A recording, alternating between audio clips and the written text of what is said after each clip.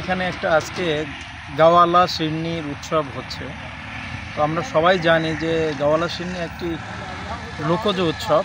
বাংলা সাহিত্যে বিভিন্ন রকম পার্বণ আছে এবং এই পার্বণের একটা গুরুত্বপূর্ণ বিষয় হলো যে অর্থনৈতিক কর্মকাণ্ডের সাথে এই বিষয়গুলো যুক্ত আছে, বিশেষ করে কৃষির সাথে। এবং এই পেশাজীবী যারা, বিশেষ করে কৃষক ভাইরা রয়েছেন, এই ভাইদের এই উৎসবটা হচ্ছে গাওয়ালা শিরনি। এখানে প্রায় 2000 লোক এখানে এই গাওয়ালা শিরনি উৎসবে অংশগ্রহণ করবেন এবং শিরনি গ্রহণ করবেন।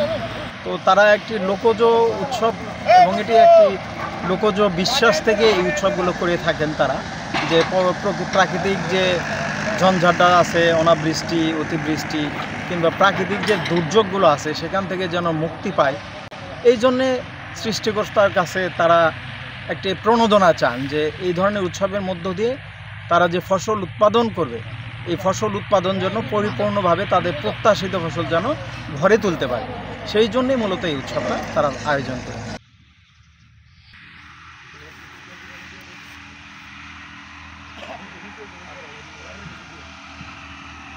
আর বাপদাদারা পরদাদার আমল থেকে 200 বছর যাবৎ এই গাওয়ালা শিরনি এই মাঠে করতেছে। মাঠে জমির জন্য আমরা দান করছি, বিপদ আপদ থেকে আল্লাহ হেফাজত করবার লিগে, মেঘ বৃষ্টি যাতে হয় এমন একটা আশা নিয়ে আমরা এটা পূর্বের থেকে আল্লাহর হস্তে এখানে করি আর কি। এটা গ্রাম থেকে প্রায় 45 জনের মতন চাঁদা দিছে, 1000 টাকা করে। সকলে মিল্লা করি আমরা এটা, মুরব্বীরা যত আছে সবাই বসে আমরা একটা বৈশা ডেট করছি, ওইরা সেইরা এটা আমরা এই কাজটা করি। তো বড় বড় 2-3 জন ওলামা কেরাম আইব, হুজুর আইব, আয়া দোয়া করবো, দোয়া করার পরে এর মধ্যে আমরা এটা বিতরণ করবো ইনশাআল্লাহ। এটা গরিব গুরমা মিসকিন অনেক মানুষ আসবে, প্রায় আমার শত শত লোক আসবে, শত শত লোক আসবে।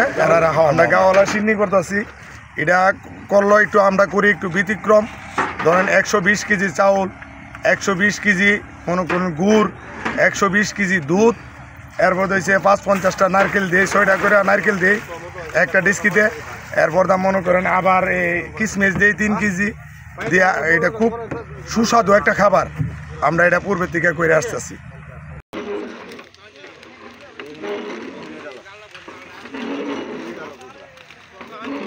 এই গ্রামীণ পরিবেশে যে এটার গাওয়ালা শিরনি বলে, এটা গ্রামের সবাই মিলে এই কাজটা করে।